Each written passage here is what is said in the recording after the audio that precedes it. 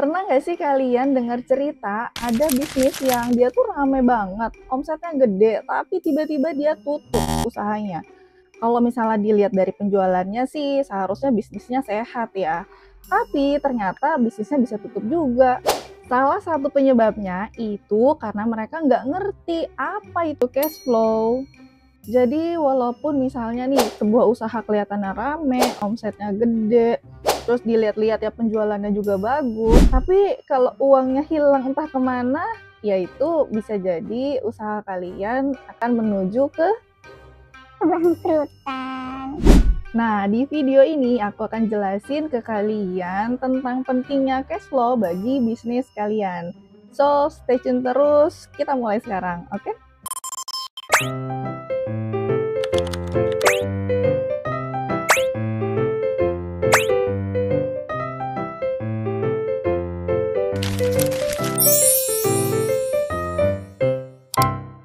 Seperti biasa, sebelum aku lanjut video ini, jangan lupa kalian like dulu video ini dan subscribe supaya kalian gak ketinggalan video-video selanjutnya yang bakal ajarin kalian buat belajar keuangan, accounting, dan juga pajak. Jadi gini teman-teman, cash flow itu adalah aliran keluar masuknya uang dalam sebuah bisnis.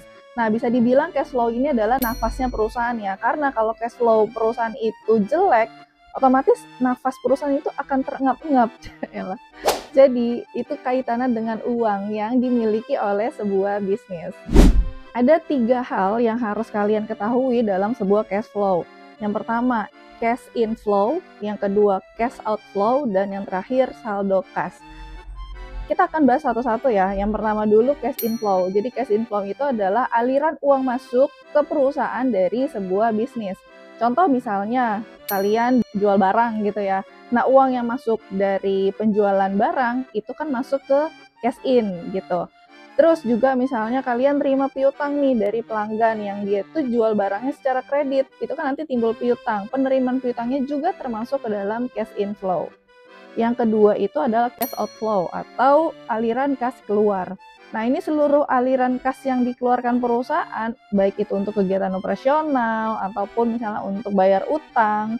Contoh misalnya bayar gaji, bayar sewa, bayar listrik, terus juga bayar utang ke supplier, itu semua termasuk bagian dari cash outflow atau aliran kas keluar. Nah, yang ketiga itu saldo kas. Jadi saldo kas ini adalah untuk mencatat saldo kas akhir dalam satu periode dari saldo awal kas yang ada di perusahaan ditambah cash inflow dikurang cash outflow, itu adalah saldo kas perusahaan. Nah, kenapa cash flow itu penting? Karena cash flow ini membuat kita sadar posisi keuangan perusahaan yang sebenarnya itu lagi sehat atau lagi menggap-menggap gitu. Contoh aja misalnya kalian punya omset besar, penerimaannya besar ya, uang yang diterima itu banyak. Uang cash ya, bukan, karena penerimaan itu ada dua, ada penerimaan kredit, ada penerimaan cash tunai. Jadi yang kita anggap di cash flow ini hanya penerimaan tunai. Kalau yang kredit kan nggak diakui ya karena uangnya belum diterima. Terus ternyata kita punya utang juga yang banyak yang harus dibayarkan setiap periode. Uang yang masuk dengan uang yang keluar, kalau lebih banyak uang yang keluar, otomatis ya itu namanya cash flow kita minus. Bayangin kamu punya toko baju online gitu ya. Dalam 1 bulan kamu mampu menjual sebesar 100 juta. Nah, dari 100 juta itu ternyata kamu punya reseller nih, kamu nerapin yang namanya pembayaran tempo. Yang baru dibayarkan oleh reseller itu totalnya 40 juta yang kamu terima. Kemudian, di dalam bulan tersebut kamu keluar uang untuk bayar supplier 30 juta, untuk bayar gaji karyawan 10 juta, kemudian bayar biaya operasional lainnya seperti sewa, listrik, dan lain-lain itu 5 juta. Jadi total pengeluaran kamu 1 bulan adalah 50 juta. Nah, sekarang kita hitung ya, cash in dan cash out-nya. Cash in-nya berarti kamu cash in-nya cuma 40 juta nih, karena uang yang benar-benar kamu terima itu hanya 40 juta, walaupun omset kamu 100 juta. Kemudian cash out-nya, nah cash out itu total pengeluaran 1 bulan itu adalah 50 juta.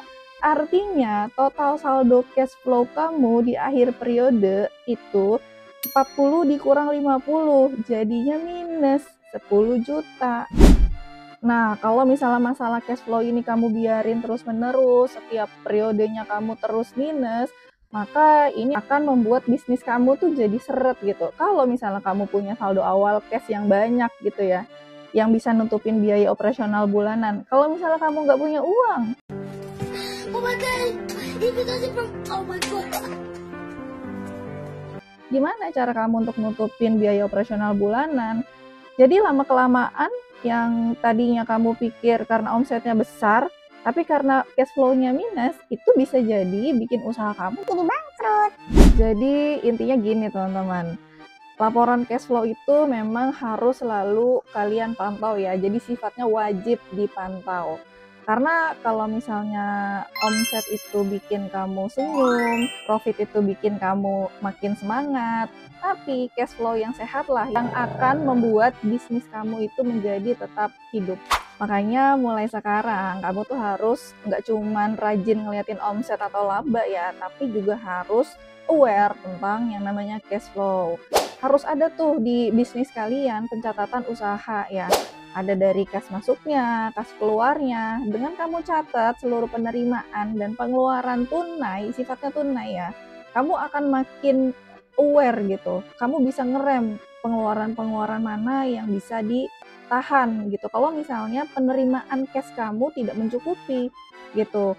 Jadi semua hal yang ada di keuangan bisnis itu beneran harus kamu catat di dalam sebuah pembukuan.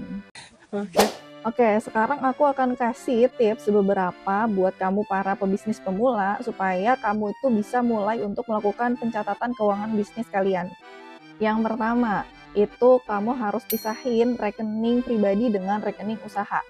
Ini sifatnya wajib banget teman-teman. Jadi kalau kalian misalnya mau punya usaha, udah punya usaha, itu harus memisahkan rekening pribadi kalian dengan rekening usaha. Supaya nggak kecampur uang masuk atas usaha, kemudian pengeluaran untuk pribadi itu nggak kecampur. Jadi wajib sifatnya untuk memisahkan rekening. Yang kedua, kalian harus siapin buku catatan untuk mencatat keuangan bisnis kalian. Nah, buku ini bisa berupa buku fisik ataupun kalian bisa menggunakan spreadsheet atau Excel. Nah, tabelnya isinya bisa kalian lihat di sini ya. Ada tanggal transaksi, keterangan transaksinya, transaksi apa, kemudian ada pemasukan, pengeluaran, saldo. Nah, ini cukup sederhana untuk kalian mencatat uang kas masuk dan uang kas keluar kalian gitu. Yang ketiga, catat seluruh transaksi baik penerimaan maupun pengeluaran itu setiap hari. Dan ini sifatnya wajib. Apapun transaksinya kalian harus catat di buku catatan keuangan yang tadi. Yang keempat, hitung arus kas bulanan usaha kalian. Jadi setiap bulan tuh harus dijumlahkan berapa total penerimaan, berapa total pengeluaran. Nah, dari situlah kalian bisa menghitung saldo kas akhir dari usaha kalian. Yang kelima, itu kalian bisa evaluasi cash flow ini setiap periodenya. Dari misalnya bulan pertama cash flow-nya minus atau plus, bulan kedua seperti apa, dan bulan-bulan selanjutnya seperti apa. Jadi kalian bisa lihat nih kesehatan keuangan kalian dari laporan cash flow tersebut.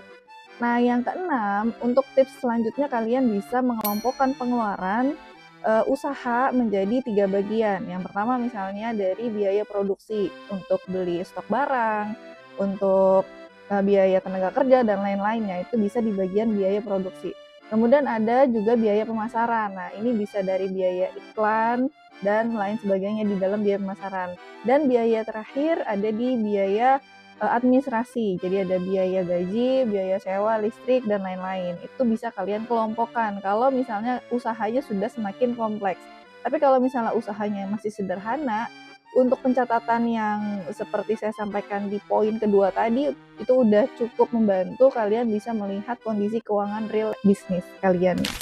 Kalau menurut kamu video ini bermanfaat, jangan lupa like, comment, share, dan subscribe video YouTube aku supaya kalian nggak ketinggalan informasi dan tips-tips lainnya seputar bisnis, seputar keuangan, accounting, dan juga pajak.